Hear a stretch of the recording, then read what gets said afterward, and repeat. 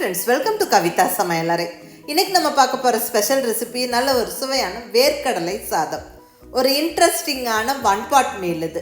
டக்குன்னு நம்ம ஒரு 10-15 நிமிஷத்துல செஞ்சிரலாங்க. ரொம்ப நல்லா இருக்கும். நல்ல ஒரு லஞ்ச் பாக்ஸ் ரெசிபியும் கூட. ஒரு ஹெல்தியான ரெசிபி. இங்க நல்ல பச்சை வேர்க்கடலை ஃப்ரெஷ்ஷான ரா பீனட்ஸை இந்த சாதம் செய்யறதுக்கு யூஸ் பண்ணுறோம்.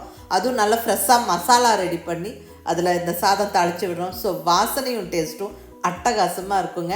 ஒரு தடவை செஞ்சிங்கன்னா கண்டிப்பாக திரும்ப திரும்ப செய்வீங்க. இங்கே கொங்கு நாட்டு ஸ்டைல் ரெசிபீஸில் இந்த வேர்க்கடலை சாதமெல்லாம் ரொம்ப ஒரு ஃபெமிலியரான ரெசிபீஸ். ரொம்ப நல்லாயிருக்கும். நீங்களும் ட்ரை பண்ணி பாருங்கள். ரொம்ப ஈஸியாகவும் இருக்கும். ஈவன் புதுசாக சமைக்க பழகிறவங்களும் இதை ட்ரை பண்ணலாம். அட்டகாசமாக இருக்கும். ஸோ வாங்க இப்போ ரெசிபி எப்படின்னு பார்க்கலாம். இப்போ ஃபஸ்ட்டு ஸ்டெப்பாக நம்ம ரைஸை கழுவி ஊற வச்சிடலாங்க. இங்கே நான் 1 டம்ளர் ரைஸ் எடுத்துருக்கிறேன். இந்த டம்ளரில் 1 டம்ளர், அதாவது இது 200 கிராம் ரைஸு. இது நம்ம சாதாரணமாக வீட்டில் ரைஸ் வைக்கிறதுக்கு யூஸ் பண்ணக்கூடிய பார்பாயில்டு பொன்னி ரைஸ் இங்கே எடுத்துருக்கிறேன்.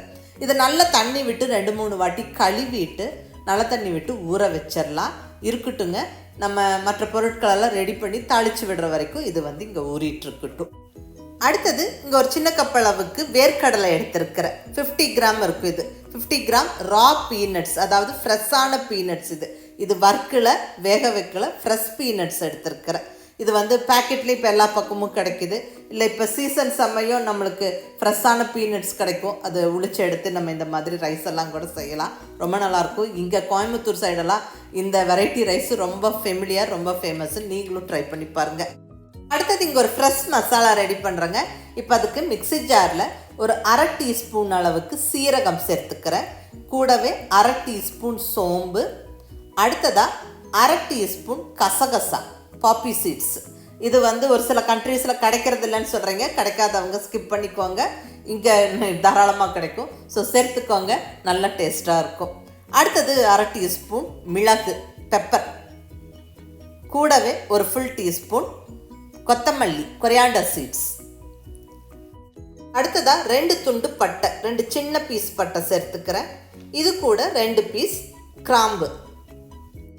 இப்போ இதெல்லாம் நல்லா பொடிச்சு எடுத்துடலாங்க. அதாவது தண்ணி விடாமல் நல்லா பொடியாக்கிக்கணும். பாருங்கள், இந்த மாதிரி பொடிச்சுக்கணும். நல்ல கமகமன்னு வாசனையோட அருமையான மசாலா பொடி ரெடி. இப்போ நம்ம சாதம் தாளித்து விட்டுறலாங்க. இங்கே ஸ்டவ்வில் குக்கர் வச்சாச்சு. குக்கர் சூடானதுக்கப்புறம் இங்கே நான் தேங்காய் எண்ணெய் சேர்த்துக்கிறேன். வாசனையும் டேஸ்ட்டும் நல்லாயிருக்கும். இந்த சாதம் எந்த எண்ணெயில் வேணாலும் தாளிக்கலாங்க. அது ஒன்றும் பிரச்சனை இல்லை. பட் தேங்காய் எண்ணெயில் தாளித்து விடும்போது அந்த வாசனையும் டேஸ்ட்டும் ரொம்ப நல்லாயிருக்கும். அதை நீங்கள் ட்ரை பண்ணி பாருங்கள். இப்போ இங்கே 2 ஸ்பூன் ஆயில் சேர்த்தாச்சு. இப்போ இங்கே ஒரு பெரிய வெங்காயம் சன்னமாக நீளமாக கட் பண்ணி சேர்த்தாச்சு. கூடவே ஒரு பச்சை மிளகாவும் கட் பண்ணி போட்டாச்சு. இது கூட நல்ல ஃப்ரெஷ்ஷான கருவேப்பிலை 2 கொத்து. நல்லா வதக்கி விட்டுறலாம். இந்த வெங்காயம் நல்லா கலர் மாறுற வரைக்கும் வதங்கணும்.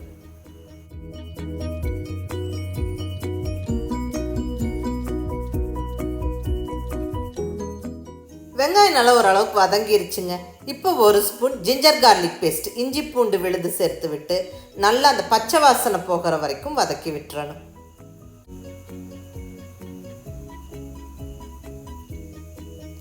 இப்போ 2 மீடியம் சைஸ் தக்காளி சின்ன சின்ன பீசஸாக கட் பண்ணி சேர்த்து விட்டாச்சு.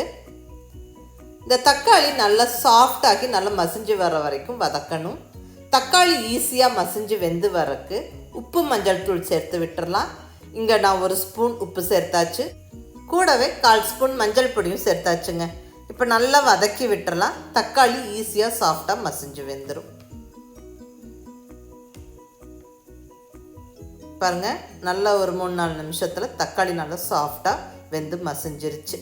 இப்போ நம்ம அரைச்சி ரெடியாக வச்சுருக்கிற மசாலா பொடியை சேர்த்து விட்டுறலாம். அந்த அரைச்ச மசாலா பொடி எல்லாமே ஃபுல்லாக போட்டு விட்டுருங்க. அடுத்தது காரத்துக்கு இங்கே நல்லா 1 ஸ்பூன் காரமான மிளகாய் பொடி சேர்த்துக்கிறேன். நீங்கள் உங்களுடைய டேஸ்ட்டுக்கு தகுந்த மாதிரி டிசைட் பண்ணி சேர்த்துக்கோங்க. இங்கே ஏற்கனவே ஒரு பச்சை மிளகாவும் சேர்த்துருக்குறோம்.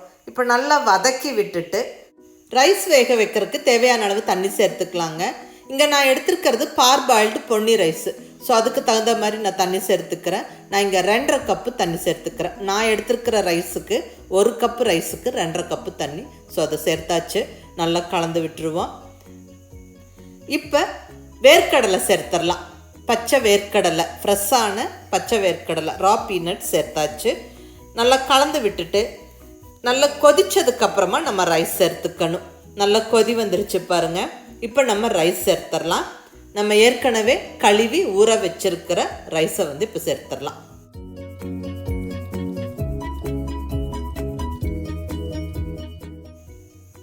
ஸோ ரைஸ் சேர்த்தாச்சு. இப்போ நம்ம ரைஸுக்கு தேவையான உப்பு சேர்த்துடலாம். ஏற்கனவே தக்காளி வதக்கும் போது நம்ம உப்பு சேர்த்துருக்கோம், அது ஞாபகம் வச்சுட்டு சேர்த்துக்கோங்க. இப்போ உப்பெல்லாம் சேர்த்தாச்சுங்க. இப்போ ஃபைனலாக நல்ல பொடியான இருக்கிற கொத்தமல்லி இலை ஒரு கைப்பிடி சேர்த்துடலாங்க. நல்ல கமகமான வாசனையாக இருக்கும். அவ்வளோதாங்க, நம்ம எல்லாமே சேர்த்தாச்சு. நீ நல்லா கலந்து விட்டுட்டு உப்பு காரமெல்லாம் செக் பண்ணிவிட்டு நம்ம குக்கரை மூடி போட்டுடலாம். இப்போ குக்கர் லிட்டு போட்டு நல்லா டைட்டாக க்ளோஸ் பண்ணி வெயிட்டு வச்சு விட்டுட்டு ஒரு 3 விசிலுக்கு நம்ம குக் பண்ணி எடுப்போம். 3 விசில் அந்த ஸ்டீம் ப்ரெஷர்லாம் தீர்ந்ததுக்கப்புறம் இப்போ ஓப்பன் பண்ணுறேன். வாவ், நல்ல கமகமன்னு வாசனையோட பர்ஃபெக்டாக நம்மளுடைய வேர்க்கடலை சாதம் 1 pot பீனட் ரைஸ் ஜம்முன்னு ரெடி ஆயிருச்சுங்க. இது குயிக்காக ரெடி ஆயிரும். ரொம்ப ஒரு இன்ட்ரெஸ்டிங்கான வெரைட்டி ரைஸ். இது ரொம்ப ஒரு ஃபெமிலியரான ரெசிபியும் கூட. இங்கே கொங்கு நாட்டு சைடு நீங்களும் ட்ரை பண்ணி பாருங்கள். நல்ல வாசனையாக நல்ல இது நல்ல ஒரு லஞ்ச் பாக்ஸ் ரெசிபியும் கூட. நம்ம லஞ்ச் பாக்ஸுக்கும் செஞ்சு கொடுத்து அனுப்பலாம். இந்த அருமையான பீனட் சாதத்தோட நல்ல ஒரு வறுவலெல்லாம் வச்சு சாப்பிடும்போது ரொம்ப நல்லாயிருக்கும். நான் இன்னைக்கு ரொம்ப ஈஸியாக செய்யக்கூடிய சேனக்கிழங்கு வறுவல் செஞ்சேங்க. இது டக்குன்னு ரெடி பண்ணிடலாம். ரொம்ப சிம்பிளாக இருக்கும், பட் சாப்பிட்றதுக்கு ரொம்ப நல்லா க்ரன்ச்சியாக டேஸ்ட்டாக ஒரு இன்ட்ரெஸ்டிங்காக இருக்கும். இது எல்லா விதமான வெரைட்டி ரைஸஸோடவும் நம்ம சாப்பிடலாம். இல்லை ஒரு சிம்பிளாக ஒரு பருப்பு குழம்பெல்லாம் வைக்கும்போது இந்த மாதிரி வறுவல் செய்யும்போது ரொம்ப நல்லாயிருக்கும். நல்லா ஒரு பூண்டு மிளகு போட்டு ஒரு ரசம் வச்சு இந்த மாதிரி ஒரு சிம்பிளாக ஒரு சேனைக்கிழங்கு வறுவல் பண்ணால் பர்ஃபெக்டாக இருக்குங்க. இப்போ நல்ல சேனைக்கிழங்கு ஒரு பீஸ் எடுத்து வச்சுருக்கிறேன். இது நல்ல தோலெல்லாம் க்ளீன் பண்ணாமல் ஒரு 400 கிராம் இருக்குங்க. நல்லா க்ளீன் பண்ணிவிட்டு அந்த மேலே இருக்கிற தோலெல்லாம் க்ளீன் பண்ணிவிட்டு கழுவிட்டு இந்த மாதிரி கொஞ்சம் திக்கான பீசஸாக பெரிய பெரிய பீசஸாக கட் பண்ணி வச்சுக்கோங்க. சேனைக்கிழங்கு கட் பண்ணுறதுக்கு முன்னாடி கைக்கு எண்ணெய் தடவிட்டு கட் பண்ணிக்கோங்க. அப்போ தான் இந்த கையில் அரிப்பெல்லாம் வராது. ஈஸியாகவும் நம்ம கட் பண்ணி எடுத்துடலாம். ஸோ நல்லா கட் பண்ணி எடுத்துகிட்டு இது கழுவி எடுத்து வச்சாச்சு. இப்போ சேனைக்கிழங்கு பீசஸ் ரெடியாக இருக்குது. இப்போ அடுத்த ஸ்டெப்பை பார்த்துடலாங்க. இங்கே தண்ணி கொதிக்கிறதுக்கு வச்சுருக்கிறேன். இப்படி தண்ணி நல்லா கொதிக்க ஸ்டார்ட் ஆனதுக்கப்புறம் இந்த நம்ம கட் பண்ணி ரெடியாக வச்சுருக்கிற சேனைக்கிழங்கு பீசஸை உள்ளே சேர்த்து விட்டுடலாம்.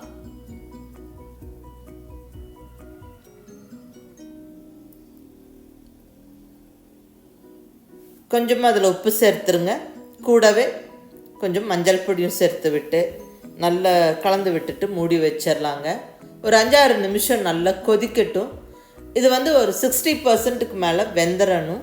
அதாவது ரொம்ப குழையிற அளவுக்கு வேக வைக்கக்கூடாது. பீஸ் வெந்திருக்கணும், பட் கொஞ்சம் திக்காக இருக்கணும். ஏன்னா இதுக்கப்புறம் இதில் மசாலா போட்டு நம்ம ஃப்ரை பண்ண போகிறோம். அதுலேயும் நம்மளுக்கு குக் ஆகும். இது நம்மளுக்கு குயிக்காகவும் வேலையாகும், பர்ஃபெக்டாக இருக்கும். நம்மளுடைய சேனைக்கிழங்கு வறுவல் இந்த மாதிரி கொஞ்சம் ப்ரீ குக் பண்ணிவிட்டு நம்ம மறுபடியும் ஃப்ரை பண்ணும்போது. ஸோ இப்போ நல்லா ஒரு 5-6 நிமிஷம் கொதிச்சாச்சுங்க. சேனைக்கிழங்கு நல்லா வெந்துருச்சு. நல்லா ஒரு 60-70% வெந்தாச்சு. இப்போ இதை நம்ம தண்ணியிலேருந்து எடுத்து வச்சிடலாம்.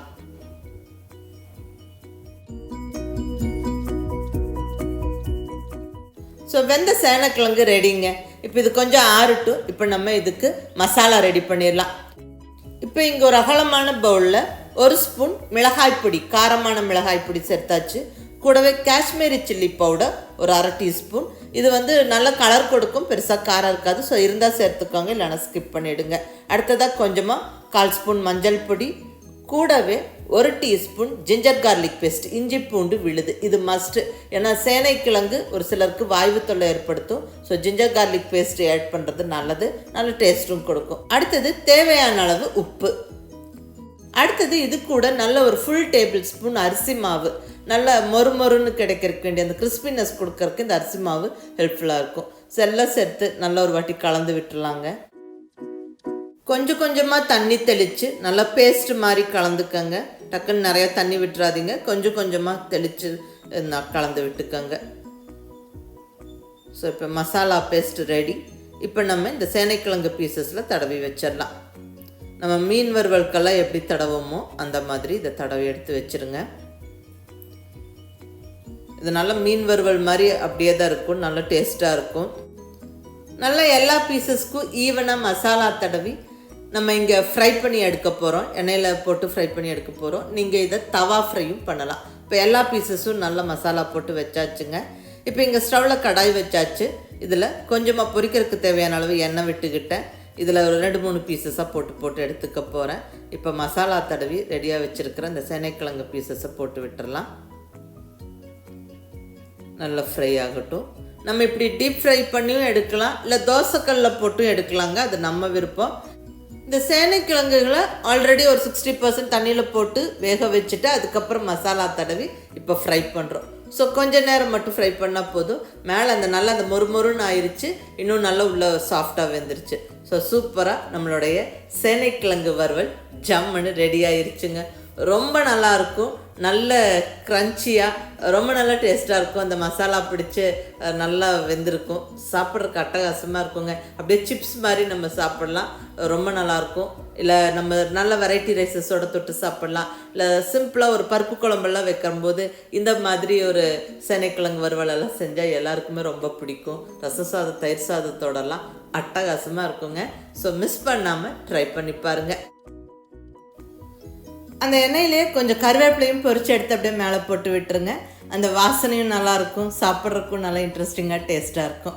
சிம்பிள் அண்ட் ஈஸியாக டக்குன்னு செய்யக்கூடிய இந்த இன்ட்ரெஸ்டிங்கான வேர்க்கடலை சாதம் கூடவே சேனைக்கிழங்கு வறுவலும் செஞ்சு பாருங்கள், ரொம்ப நல்லாயிருக்கும். செஞ்சு பார்த்துட்டு உங்கள் ஃபீட்பேக் சொல்லுங்கள். பிடிச்சிருந்தால் லைக் பண்ணி ஷேர் பண்ணி கமெண்ட் பண்ணுங்கள்.